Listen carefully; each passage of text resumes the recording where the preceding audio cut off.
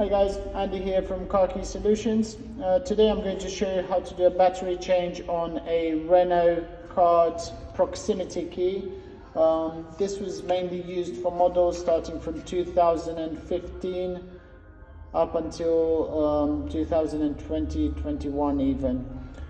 We found models like Renault Kadjar, Renault Megane. These are mainly using it. So you see the buttons are on this side, and you have to push the case open towards the opposite way.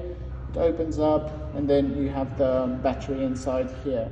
With the help of a small flathead screwdriver, release the cap, and then you have the battery inside. Okay. With the help of a small flathead screwdriver, here's the battery, and in our case we have a CR2032 battery. When you place it back in, please make sure you put the positive side of the battery facing up, and when you put the cap, it only goes into one position. You see here it has a plastic guide, and you have to fit that through this gap here. Okay. Once that is in place, you have to put the other part of the case. I think it was the other way around.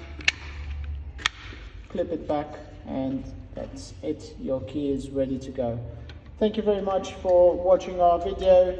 Please subscribe to our channel, and if you do have any questions, please leave us a comment below. Have a good day.